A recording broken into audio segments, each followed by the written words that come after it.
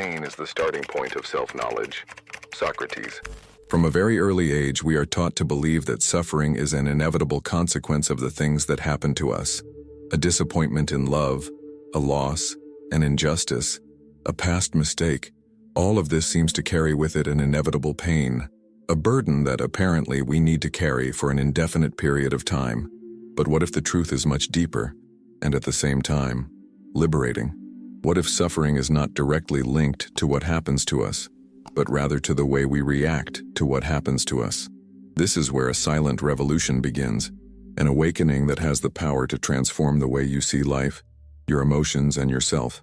Pain is inevitable, yes, but prolonged suffering, the kind that consumes us for weeks, months, or even years, is largely fueled by something subtle but powerful: resistance, the refusal to accept what is, the internal fight against reality. When something hurts us, our natural reaction is to reject the pain, become indignant, ask ourselves, why did this happen to me? How could this happen? And it is at this moment, in this internal war against what has already been done, that suffering begins. A professor of spiritual philosophy once said something that remained with me forever. What you resist dominates you. And this simple phrase contains a spiritual principle of immeasurable value.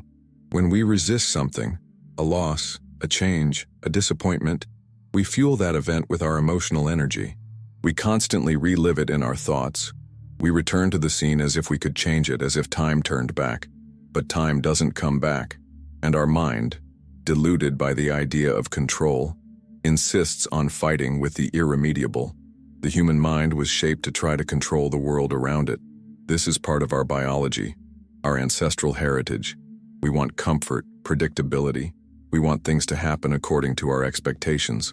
When this doesn't happen, when reality surprises us with something we didn't choose, the first impulse is to resist, denial, the revolt. This shouldn't be happening to me. And so, we begin the cycle. What could have been just a natural, temporary pain becomes an emotional prison. Think of someone who was left by a partner after many years of living together. The pain of breaking up is understandable. It is natural. But the suffering that lasts for years is no longer caused by the ending itself, but by the refusal to accept that the story has come to an end, by the constant mental repetition of happy moments and unresolved wounds, by clinging to the idea that this shouldn't have ended. The fight against what already is turns a loss into emotional torture. This applies to all types of losses: jobs, friendships, opportunities, moving to another city, personal failures. It's not the event that destroys, it's the insistence on fighting with life. Instead of accepting what happened and looking forward, we become paralyzed by regret, by frustrated expectations, by the illusion that we could have controlled everything. But here's a simple and difficult truth to swallow. Life never promised to follow our script. And that's exactly where the principle that can set you free comes in. It's called radical acceptance. But be careful. Accepting is not the same as agreeing or liking. Accepting is not the same thing as saying, okay, that's great that happened. No. Acceptance is the courageous act of stopping resisting. To understand that, although something hurt, it already happened. And fighting it doesn't change anything. It's redirecting your energy to the only place you truly have power, in the now. When you start practicing true acceptance, something magical and deeply real happens. The weight starts to decrease. You don't feel immediate relief because the pain is still there, but it stops growing. You stop feeding her with your thoughts of anger, guilt, or denial. And, little by little, what was an internal scream turns into silence. A silence full of strength, of wisdom. Take the example of a woman who lost a project she had been building for years. At first, she was devastated. She felt betrayed, wronged. But after weeks of struggling with reality, she asked herself a different question. What can I do with this now? This simple shift in focus, from denial to action, marked the beginning of healing. She didn't erase what happened, but she stopped holding on to it as her only identity. And over time, he rebuilt his life based on something deeper: inner freedom. The secret, therefore, lies in your perception. Carl Jung spoke of the importance of integrating everything we experience, including the negative. Because when you accept what you feel, instead of repressing it, that feeling turns into wisdom. When you allow pain to exist without fighting it, it shows you things about yourself that were previously hidden. She becomes his teacher, and no longer his jailer. And here, a truth needs to be said. Suffering is part of the human experience. No one is exempt. But what differentiates those who grow from those who stay stuck is how they relate to this suffering. Those who become wise are those who embraced their pain and made it a portal. Those who remain victims of life are those who never accepted what once was. If you want to start a real healing process, the first step is this. Stop fighting what has already happened. Accept, breathe, and above all, don't identify with the pain anymore. You are not what happened to you. You are what you decide to do with it. Now that you understand that suffering does not come from the events themselves but from resistance to them, a new question arises. Why, despite knowing this, do many people continue to be stuck in the same patterns of pain? Why is it that even after promising themselves that they will overcome, that they will change, they end up back in exactly the same emotional place? The answer lies in a force as silent as it is powerful, the unconscious. Carl Jung said with almost cutting clarity, "Until you make the unconscious conscious, it will direct your life and you will call it destiny." And here lies a truth that few dare to face. Much of our suffering comes from an internal programming that we don't even know is operating. We don't repeat pain because we want to. We repeat it because we were shaped, from an early age, to react emotionally in certain ways. Since childhood, we absorb beliefs, emotional patterns, ideas about what love is, what rejection is, what the world is. Imagine a child who grew up hearing that the world is dangerous, that no one can be trusted, that love is suffering. This child becomes an adult who, even without wanting to, seeks relationships that confirm these beliefs. Because the unconscious doesn't seek what's best for you. It seeks what's familiar, and familiar is not always synonymous with healthy. Therefore, many people live cycles that seem like curses. They always fall in love with those who hurt them. They always lose everything when they are starting to win. They always feel abandoned even when surrounded by people. And they begin to believe that this is fate. But it's not destiny, it's programming. It's the pain autopilot operating without you realizing it. This trap is cruel because it is invisible. You may be fighting to change, to evolve, to heal. But if you don't understand what your unconscious is repeating, you will always end up sabotaging your own journey. And the pain returns, with the same face, the same taste, the same feeling of helplessness, until you stop and decide to see. This is the point where everything starts to change. When you set out to identify the patterns that have dominated your emotional life, you begin to see what previously went unnoticed.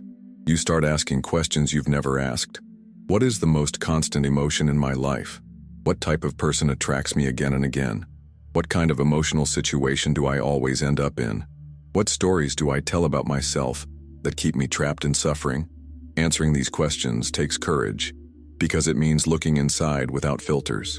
It means admitting that perhaps you yourself are perpetuating the pain you so desperately want to avoid. That perhaps you are not only a victim but also a creator, unconscious of course, of the reality that hurts you so much. But this truth, as harsh as it may seem, is also liberating. Because if you're the one repeating the pattern, then you're the one who can break it. And from the moment you become aware of what was previously a shadow, you have a choice. You stop reacting automatically and start responding consciously. And then, suffering stops being a vicious cycle and begins to become a portal of transformation. Imagine someone who, their entire life, felt like they weren't enough. This feeling led him to constantly seek approval from others. He chose friendships and relationships with people who made him feel inferior, all because he wanted to prove his worth. Until one day, after so much repeated pain, he realized this wound didn't start now. It came from childhood, from years of being told I wasn't good enough. And there, in that moment of lucidity, something broke. He stopped looking outside for what he needed to find inside. He saw the pattern, and when he saw it, he was able to interrupt. This is the invitation I make to you now. Look inside honestly. What have you been repeating? What pains do you relive in cycles? What emotional roles have you assumed that no longer make sense? Maybe you always see yourself as the rejected one, the betrayed one, the unlucky one, the one who was never chosen. But what if this is all just a story your unconscious is telling you based on the past? A story you can rewrite? When you start to question these stories, the transformation begins. And this isn't just spiritual theory, it's applied psychology. Because everything that does not become conscious repeats itself. Unresolved anger turns into outbursts that hurt those you love. Fear not looked at turns into self-sabotage. Never understood abandonment turns into emotional dependence. The unconscious acts behind the scenes and turns your life into a theater that you think you can't control. But it can, from the moment you pull the curtains and turn on the light. Breaking the cycle of emotional suffering does not mean never feeling pain again. It means stopping being hostage to unconscious patterns that hurt you without you even realizing it. It means stopping being a puppet of the story that your mind created to justify your pain, and start living as an author, as a creator, as someone who feels deeply, but who also chooses consciously. And before we move on to the next chapter of this journey of liberation, I want to remind you of something essential. Only those who look into their own darkness are able to find their own light. And you have now taken one of the most important steps on this journey, the courage to see. In the next block, we'll dive into another powerful force that fuels suffering even after you realize the pattern, the ego, this illusory entity that insists on keeping you trapped in pain to stay alive. Now that you've started to see the patterns that live in your unconscious, you may be wondering, if I've already noticed, why is it still so difficult to free myself from them? And this is where we enter one of the most insidious and seductive aspects of the human mind, the ego. This internal character that disguises itself as you, but in reality, only exists as long as you remain trapped in suffering. The ego is cunning. He is a master at using his pain to build an identity. It's as if to say, see, you are this hurt, wronged, misunderstood person. You are the abandoned one, the betrayed one, the rejected one. This is who you are. And the more you identify with this narrative, the more the ego strengthens. He doesn't want you to heal, because without suffering, he loses control. It disappears, and that possibility terrifies him. Carl Jung said, "The mind that creates the problem is not the same one that can solve it." And the ego is exactly this mind that created all the emotional labyrinths in which you got lost. Trying to heal from the ego is like trying to put out a fire with gasoline. The more you try to solve the pain with justifications, arguments, guilt, or victimhood, the more stuck you become in it. The ego doesn't want a solution. It wants maintenance. He wants to keep repeating the story that the world is unfair, that people will always hurt you, that you have every right to continue suffering. And in fact, you have that right. But you also have the power to choose another path. But the ego will fight with all its strength so that you don't choose it. Observe, for example, how the ego acts when you think about forgiving someone who hurt you. He shouts, "What do you mean forgive? You're right. You were a victim. You have the right to be angry." And that's right. But see how this reason turns into a prison. Because as long as you are right, you will remain trapped in the pain that reason sustains. The ego would rather you continue to feed on the hurt than give up the illusory control it offers. This is the point at which many get stuck on their healing journey. They have become so identified with their wounds that they can no longer imagine who they would be without them. It's like someone who has carried a heavy backpack for so long that they now consider it part of their body. And when someone says, "You can leave it on the floor," the internal response is, "But who am I without it?" This is the ego's most subtle trap, making you believe that suffering is part of your identity, that it defines you. And so, without realizing it, you cling to what hurts you as if it were your anchor. That's why it's so important to start de-identifying with pain. Did you feel pain? Yes. Did you suffer? Yes. But that's not who you are. That was an experience. That was one chapter, not the entire book. From the moment you start observing the ego without fighting it, something incredible happens. It loses control. Not because you destroyed it, but because you stopped feeding it. Have you ever noticed that the ego loves it when you repeat the same story of suffering to others? That it grows stronger when you relive the injustice you suffered, expecting recognition, validation, pity? This is a trap, because by repeating the pain, you reactivate it. You anchor it even deeper into your emotional system. So here's a freeing exercise. The next time your mind brings up a painful memory, notice the impulse to tell the story again. And instead, breathe.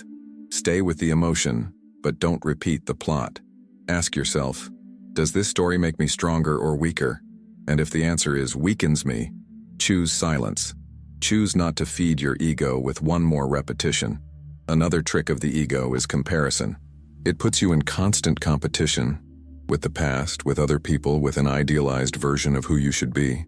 He says, "See how happy others are and you are not. Look at how you failed again. No one understands what you feel." And the more you believe these narratives, the smaller you feel. And the smaller you feel, the more power the ego has over you. But you can do the opposite. You may respond with the opposite of what the ego expects. Does he want a reaction? Give presence. Does he want you to be offended? Give compassion. Does he want you to relive the hurt? Give silence. Does he want you to compare yourself? Give self-acceptance. And so step by step, he loses strength, because the ego only exists while you fight. When you observe, accept, and choose to act with awareness, he doesn't know what to do. And the big turning point happens when you realize that you no longer need pain to feel like someone. That you can build a new identity based not on the wound but on consciousness.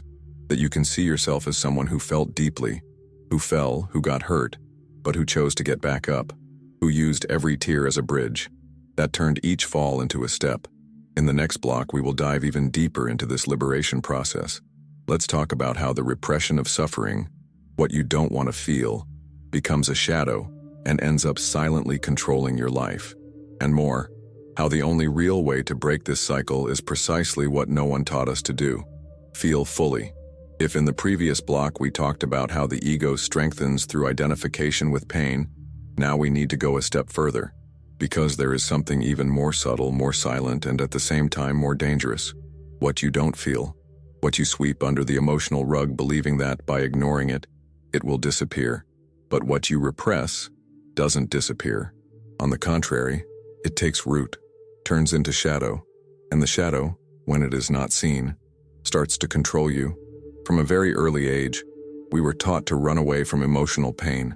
Phrases like, "swallow your tears," "get up," "be strong," "it was nothing," are repeated like mantras that, in fact, disconnect us from ourselves. We learn that feeling is a sign of weakness, that vulnerability is a defect. And so, we grow up forming an emotional armor. It turns out that this armor doesn't protect, it imprisons. Because what you don't allow to feel, you end up carrying. Carl Jung was emphatic. Enlightenment is not achieved by fantasizing figures of light, but by making the inner darkness conscious. In other words, you do not free yourself by ignoring suffering, but by facing it head-on. It's not about living immersed in sadness, but about making space for what is already within you, waiting to be welcomed. Because as long as you try to run away from the pain, it will follow you. As long as you try to repress it, it will manifest itself in other forms: anxiety, insomnia, outbursts of anger, illnesses in the body, existential emptiness. Most people are not aware of how much pain is stored inside them, not because they deliberately chose it, but because the world never taught them how to feel. We were taught to resolve, control, pretend, but not feel it. And this is exactly why so many are emotionally exhausted, because living running away from yourself is an exhausting task. Think for a moment. How many times have you said, "It's okay," when, in fact, it wasn't? How many times did you swallow your tears to avoid appearing weak? How many times did you smile while inside you fell apart? That's not force, that's repression. And the price of repression is extremely high, because everything you repress emotionally comes back. Sometimes as a crisis, sometimes as an illness, sometimes as a chronic feeling of dissatisfaction with life. And you don't even know why. This is the invisible prison, not feeling to appear strong. But the truly strong person is the one who has the courage to look within and say, "Yes, that hurt. Yes, I am hurt. Yes, I am afraid." This honesty is the beginning of freedom, because when you allow yourself to feel, the pain begins to dissolve. Not because you did something to it, but because you finally gave it space to exist without resistance. Imagine a person who spends years repressing the sadness of losing a loved one. She goes on with her life, works, laughs, takes care of her children, but deep down she carries a melancholy that never goes away. Why? Because she never really cried. Because on the day of the loss, he heard that he needed to be strong. Because instead of embracing the pain, she swallowed it, and that stayed, like an invisible knot in the chest, like a nameless weight. And this happens with all the feelings you don't accept. The anger you don't express turns into chronic irritation. The fear you don't admit turns into sabotage. The guilt you deny turns into self-loathing. That's why it's so urgent to learn to do what no one taught you. Feel. But feeling is not acting impulsively. It's not shouting at others, blaming the world, giving in to despair. To feel is to be present with the emotion. It's stopping, breathing, observing what's happening inside you. It's asking, where is this emotion in my body? What is she trying to tell me? When you do this with full attention, something almost miraculous happens. Emotion flows. She passes. Because everything that is truly felt finds its way out. There is no emotion that lasts forever. No pain is eternal, unless you feed it with resistance. And here comes one of the most liberating laws you can understand: the impermanence. Nothing stays the same. What today seems like an abyss, tomorrow will be just a memory. That pain that seemed impossible to bear, over time turns into strength, wisdom, compassion. Remember the last time you thought you couldn't handle it. Think about that moment that felt like the end of the world. Now look, you survived. You are here. And if you're here, it's because there's something in you stronger than everything that tried to break you. That strength is in feeling, in accepting, in welcoming, to stop running from yourself. And now that you understand this, it's time to learn how to practice this radical acceptance in a concrete way. Because acceptance isn't just a pretty concept, it's a daily practice. And in the next block, we will explore together how you can, in your daily life, transform your relationship with suffering. Let's walk out of the maze, using exactly what holds you back as a guide to the exit. What was once your pain now begins to become your strength. Most people spend their lives trying to avoid suffering, as if it were an enemy to be defeated. They seek distractions, immerse themselves in work, lose themselves in empty relationships, or anesthetize themselves with momentary pleasures, all in an attempt not to feel what urgently pulses inside them. But there is a truth that no one has told us clearly.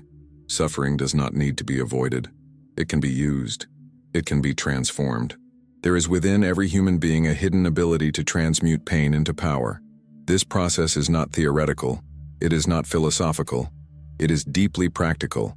It's when you take what broke you and decide to build something new with the pieces. It's when you transform anger into limits, fear into wisdom, loss into presence. It's not easy. It's not fast, but it is possible. And more than that, it is necessary. Suffering, when looked at head-on, reveals something precious. It didn't come as punishment, it came as a calling, an invitation to awaken, to a new version of yourself which could only emerge after everything collapsed. Because it is on the ground, when there are no more masks, when all distractions fall away, that you find what is real. And what is real cannot be destroyed, just revealed.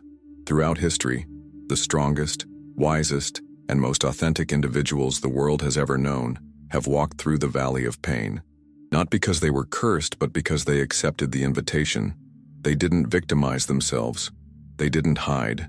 They used suffering as raw material to build themselves. Like the ancient alchemists who sought to turn lead into gold, they learned to transform pain into clarity, frustration into focus, loneliness into inner connection. This emotional alchemy is a choice. You may continue to harbor resentment, saying it shouldn't have been this way. Or you might ask, what can I do with this now? The difference between those who sink and those who emerge is exactly there. Not in what happened, but in what is done with what happened. Pain does not have to be the end. It could be the beginning. Transforming suffering into power does not mean romanticizing pain. It is not to say that it was good to suffer. It's recognizing that since the pain has passed through you, it will not go away in vain. It will make you more aware, more present, more whole. And this process begins when you refuse to continue telling the story of pain as a curse and start telling it as a crossing. Every loss is also an opening. Each end is a space for the new. Every silence can be the birthplace of a new voice. But to do that, you need to change perspective. Stop asking yourself, why did this happen to me? And start asking, what is this telling me? Because there is a huge difference between suffering and growing. And that difference lies in your choice. When someone loses something they deeply loved, a relationship, a project, a part of themselves, there is a moment when everything seems dark. But if instead of running away, That person decides to sit with the pain and listen to what it has to say. They find something valuable. Pain reveals where there is still attachment, shows what needs to be released. It points to beliefs that need to be revised. This silent listening to one's own pain is the beginning of reconstruction. Rebuilding yourself is not going back to who you were before. It's becoming someone who never existed, a more complete, more lucid version, more aligned with what is essential. And the only way to get to that version is by going through what was destroyed. Not denying, not erasing, but integrating. Pain needs space to be felt, understood, and finally given new meaning. And when you start to give new meaning to your story, everything changes. What was once a bitter memory becomes a turning point. What once seemed like injustice turns out to be initiation. What used to hurt a lot now teaches. And this change of narrative is what sets us free. Because you can't change the past, but you can change the place it occupies within you. Many carry open wounds for years, not because they still hurt, but because they continue to tell the same story of pain, with the same words, the same anger, the same hurt, and without realizing it, they keep the wound alive. But the moment the story changes, the wound heals. It doesn't disappear, but it becomes part of a larger plot, where you are the author, no longer the victim. There is a moment when you realize that you no longer need to prove anything to anyone, that you no longer need to carry the past like a cross, that you can let go, not as someone who runs away, but as someone who finally understands. And that's where true power emerges, a silent, serene power, the strength of someone who knows what they have experienced but is no longer defined by it. Sharing your story in this new perspective can also be part of the healing. When you talk about what you went through without sinking into pain, but with the clarity of someone who turned it all into learning, you become a light for others who are still in the middle of the storm. And that, in itself, is an act of love. If you are reading or hearing these words right now, know you are not alone. There are thousands of people right now going through pain that seemed impossible, and some of them are waking up, finding meaning, breaking the cycle. You can be one of them. It is necessary to understand that no matter how much the mind tries to control everything, there are internal processes that cannot be resolved with logic, lists, or strategies. Emotional pain is not dissolved by force, but by presence. And the moment you really surrender to this process, without rushing, without judgment, is the moment when everything starts to reorganize itself inside. The heart, after resisting for a long time, begins to open again. There is something profoundly transformative about stopping fighting how you feel. Suffering arises from the attempt to remain untouchable, unshakable, to prove to the world and to oneself that nothing affects me. But this armor weighs, and it doesn't protect as we think. She just distances herself. It distances you from others, and especially from yourself. Behind the denial, there is almost always an old pain asking to be heard. At some point in life, it is necessary to sit with these injured parts, not to judge them or try to fix them, but to acknowledge them. And recognizing is an act of love. It's like looking into the eyes of your own pain and saying, I see you, and yet I won't reject you. In this simple and radical gesture, healing begins. Because what hurts most isn't what happened. It's the fact that you felt alone with it. Everyone, to some extent, carries wounds. There is no person who has gone through life unscathed.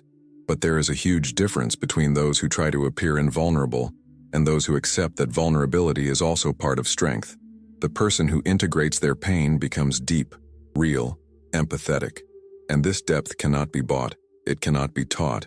It is forged in the soul when you stop running away and start listening.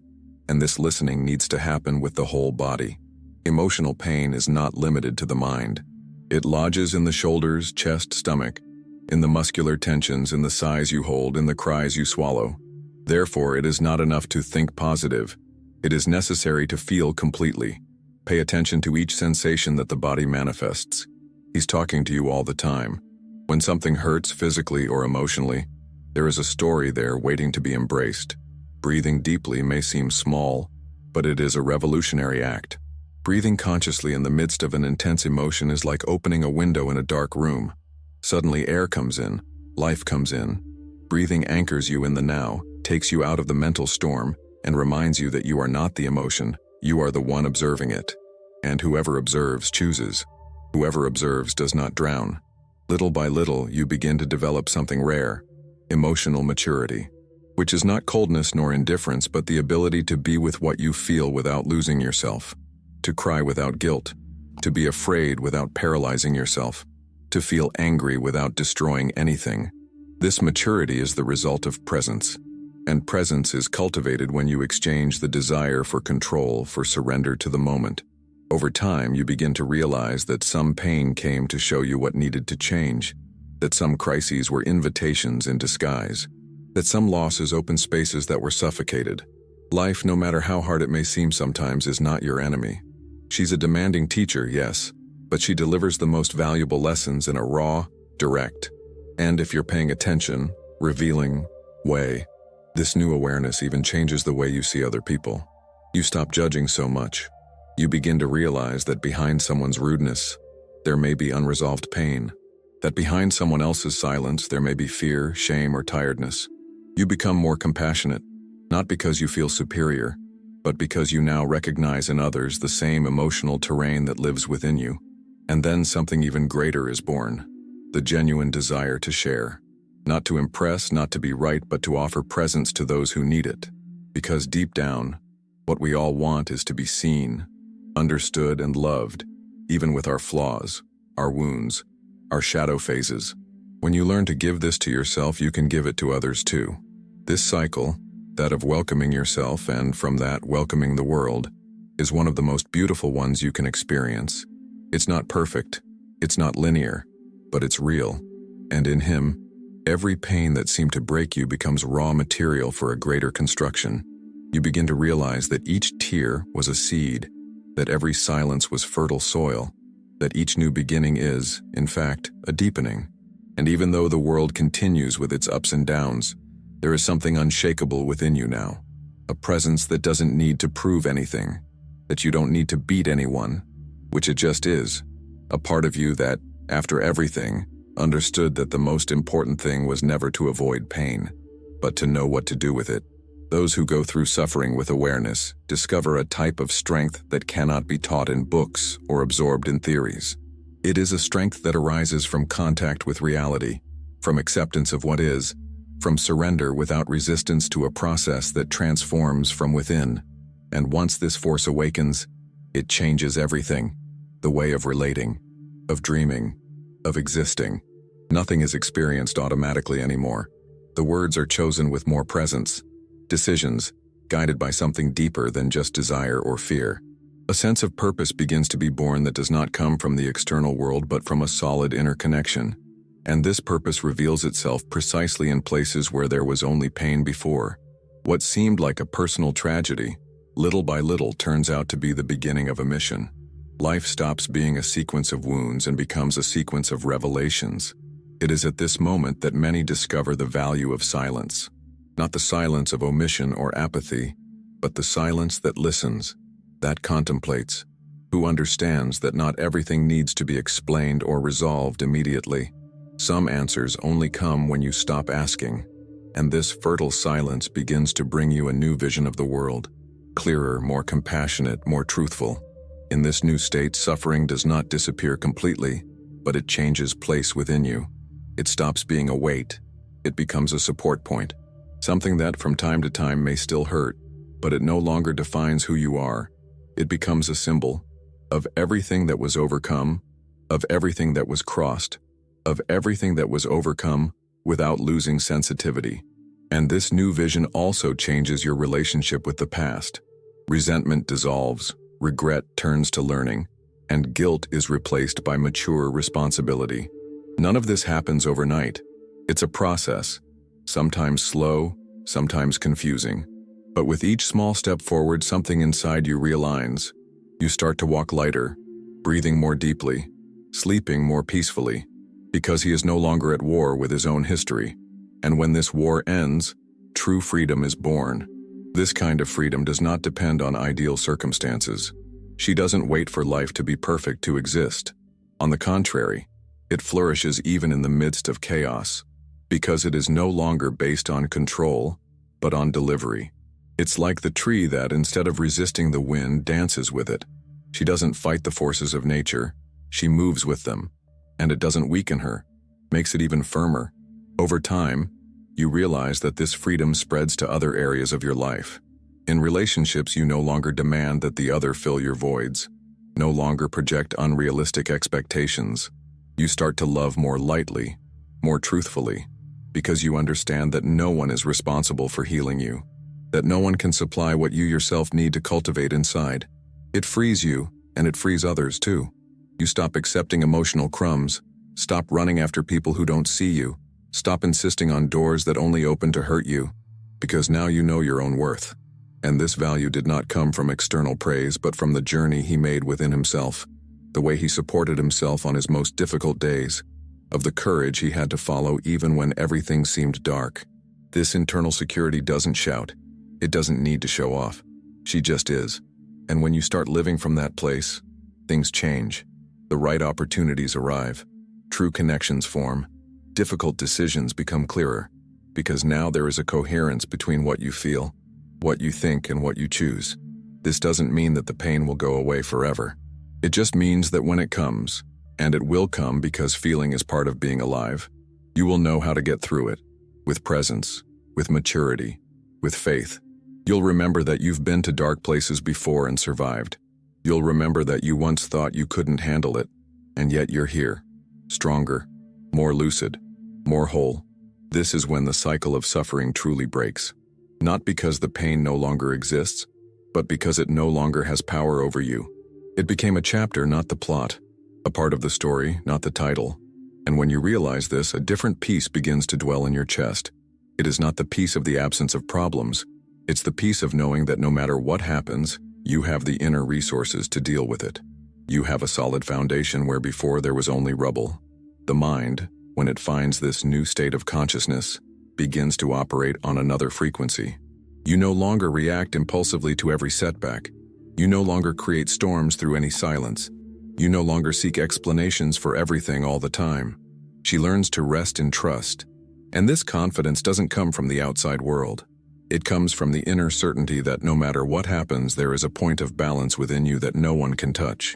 This point is built with small choices made on a daily basis. When you decide to breathe before responding. When you choose to listen instead of judge. When you welcome a difficult emotion without running away from it.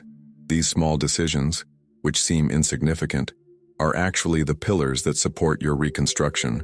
They accumulate strength, and over time this strength becomes presence. It is in this state of presence that life reveals its most subtle truths. You start to notice the details, the wind hitting the window, the late afternoon light, the sound of your own breathing. Simple things that were always there, but that you didn't see because you were too busy trying to control what didn't depend on you. When the mind slows down, the entire world changes color. This new way of seeing the world is not the result of a sudden miracle. It is the result of silent, almost invisible, but deeply consistent work. A work that starts within, that requires emotional discipline, humility, and above all, patience. Because healing yourself is an act of love with its own time. You don't force a flower to bloom too soon. The same goes for you. At this more conscious pace, goals change. What once seemed urgent now loses its importance.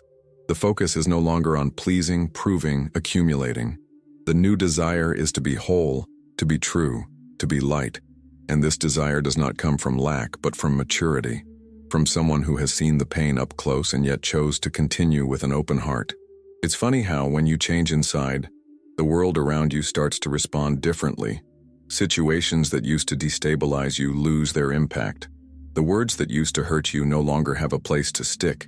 People who vibrate at another frequency naturally move away. And others who recognize your new energy come closer, not because you became someone better in the common sense, but because you became more truthful. Being true to yourself is one of the purest forms of freedom. It's when you stop playing roles, molding yourself to other people's expectations, mutilating yourself emotionally to fit into places that weren't made for you. It's when you say yes only when you feel it, and say no with the same tranquility. This is when your authenticity becomes your compass. This authenticity, however, is frightening. It causes discomfort in those who still live in illusion. It may even drive some away, but it also attracts what is real. People, paths, experiences that vibrate in the same field of truth and consciousness. And when that happens, you realize you were never alone. You were just surrounded by too much noise to realize who was truly in tune with your essence. Each step in this direction makes you trust the process of life more, even when things don't make immediate sense, even when there is pain. Because now you understand that not everything needs to be understood the first time. Some answers only come with time. And it's okay. Not everything needs to be resolved now. Some things just need to be felt. Others, just observed. It is at this point that serenity begins to blossom. Not that superficial calm, but a serenity that comes from accepting the flow, knowing that life is made of cycles, that everything that begins, one day ends, and that each end, however painful, prepares the ground for a new beginning. This realization does not eliminate suffering, but it makes it bearable.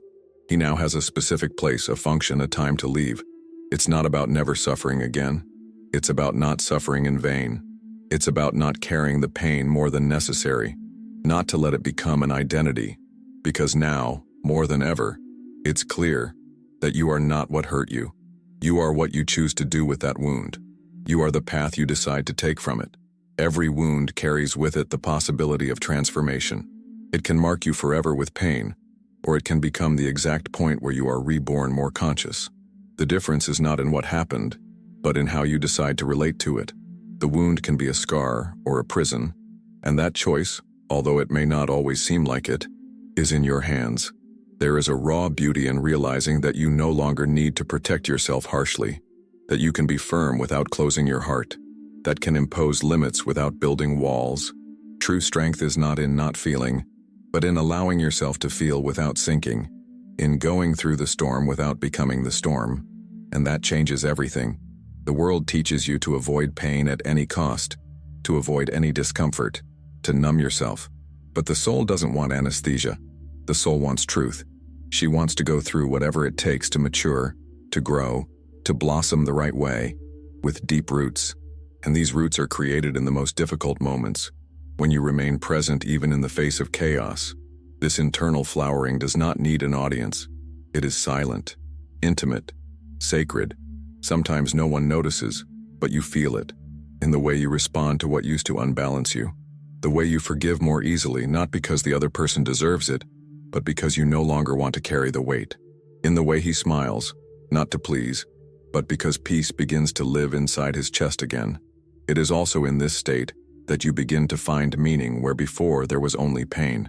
You understand that nothing was in vain, that every fall showed you something, that each absence taught you to be enough, that each loss, no matter how cruel it seemed, removed the excess so that you could see the essential, and that, as much as it hurt, now you see more clearly. Clarity does not come from the intellect.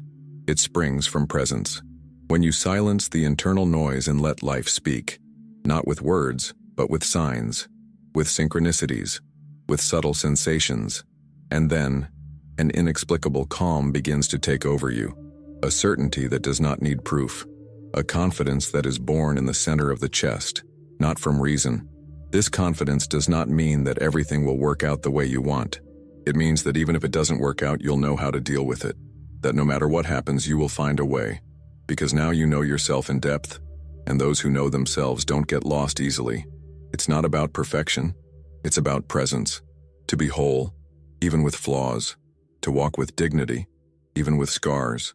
Knowing that the light you sought so much outside was always there inside, covered perhaps by pain, by old stories, by the masks that the world imposed, but always there, waiting to be rediscovered. You don't need permission to be this truest version of yourself. You don't need anyone's validation. Just choose now to start acting from that place, more gently, with more awareness, with more truth. Because at the end of the day, the only thing that really matters is how you feel about yourself when the silence comes and all that's left is your own presence. And it is in this presence that you find yourself again, who realizes that there is no longer a need to fight to prove who you are. That pain has already fulfilled its role. That suffering can rest. That now is the time to walk more lightly, with more lucidity, with more love. Not idealized, conditioned, needy love, but the love that is born when you look at yourself with compassion and recognize yourself as part of the whole. There is a point in the journey where you realize that you are no longer trying to heal yourself back to who you were before. That idea just disappears. You no longer want to regain the old me. You want to go beyond it, because it is now clear that that old self was, in parts, a set of defenses, fears, expectations of others, adaptations to fit where there was no room for your soul. The pain, however harsh, served as a kind of purification. She burned what was excess, what was a lie, what was projection, and what was left was the essentials. This essential is silent. It doesn't need a stage. It is made of small truths, of simple gestures, of an internal coherence that can no longer be negotiated. You start saying no without guilt.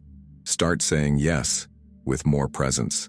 Not because you are trying to please or control, but because your actions now honestly reflect how you feel inside. You begin to surround yourself with relationships that do not require disguise. Relationships where silence doesn't bother you, where vulnerability is welcomed and not used as a weapon, where you can be whole, light when it's light, deep when it's deep. And when you move away from relationships where this is not possible, you no longer feel guilt, feel peace, because you know that there is no more room in your life for connections that cost your integrity. This emotional freedom redefines the way you move through the world. You stop chasing validation, comparison, manufactured merits. Your life stops being an invisible marathon against others and becomes an intimate path of evolution. You no longer need to prove anything to be worthy. You simply are, and that's enough. From that point on, pain takes on another meaning. It is no longer seen as a punishment or as something to be feared, but as an indicator. When it comes up, you listen. When it manifests, you welcome it. And the faster the listening happens, the less time it needs to stay. You learn that all pain wants to be heard. When you listen, she doesn't scream. When you welcome it, it doesn't hurt as much. She just does her job and leaves. It is in this new relationship with pain that a new type of strength emerges. A force that is not imposed, is not displayed, but is felt. A force that looks chaos in the eye and still chooses to act with conscience. Who recognizes fear, but doesn't let it decide. Who recognizes the wound but does not carry it as a flag. And this strength over time becomes wisdom. You begin to guide others with a look, with a presence, with a silence. Because those who have already gone through their own hells no longer need to talk too much. Your peace becomes a language. Your balance becomes an example. Her trajectory becomes inspiration. Not because it was perfect, but because it was real, honest, human. By sharing your journey, you become a bridge for other people who are still lost in the maze of pain. And in that sharing, there is healing for you too. Speak not as someone who teaches from the top down, but as someone who extends a hand from the very ground that they once also knew. This creates true bonds, and this truth unites, restores, regenerates. All of this is only possible because at some point, you decided to stop running away from yourself. He decided to sit with his shadows. He decided he wanted something beyond survival. He wanted a full, conscious, vibrant life. And that's exactly what started to blossom. There will still be days of uncertainty. There will be days when the old pattern will try to return. There will be triggers, relapses, times when you forget what you already know. But now there is something that didn't exist before, a center, a point of consciousness that calls you back, a place inside you where the truth lives, where you can come back whenever you get lost. And that makes all the difference when you finally understand that peace is not the absence of pain, but intimacy with the truth. Everything changes. There is no more need to run, nor to hide. There is no rush to heal, nor guilt for still carrying wounds. There is just a flow, a rhythm, a silent understanding that each step, even the most difficult ones, is part of a sacred construction. You coming home to yourself. And this return is the greatest gift that life can offer. You no longer need to dress in false strength, nor carry the weight of being perfect. The beauty of healing lies in its imperfection, in the way you fall and get up, in the courage to look at your own shadows without despair, in the humility to start over as many times as necessary. There is no finish line. There is a way. And on this path, you are already whole, even as you transform. Now, if these words touch somewhere in you, even if subtly, even if silently, Know that this is the call of your soul recognizing that it is ready for something new. It doesn't matter what you've experienced up to this point. What matters is what you choose to do from now on. And if this video brought light to some dark corner of your internal world, I want to extend a special invitation to you. Subscribe to the channel here, but not out of obligation, not as just one notification among many. Sign up as someone who enters a space where you can take a deep breath, like someone who finds a home where wounds are welcome, where pain is treated with respect, and where the soul can be heard without rushing. Here the community is made up of real people, with intense stories, hearts that have already been broken, but are learning to rebuild themselves with more truth. And now it's your turn. Share with us in the comments, with courage and freedom, which part of your story you are ready to tell. What have you overcome? What are you learning? What hurt and yet made you grow? Your story may be exactly what someone else needs to read today to keep them from giving up. It could be the breath of hope that someone unknown is looking for. Here, every story matters. Every pain has space, and each transformation is celebrated. If you liked this content, if it helped you in any way, leave a like. Not just to support the channel, but as a sign to the universe that you're ready to move on, that your pain no longer defines you, and that, yes, it is possible to transform everything that once broke you into the fertile soil of a new version of yourself.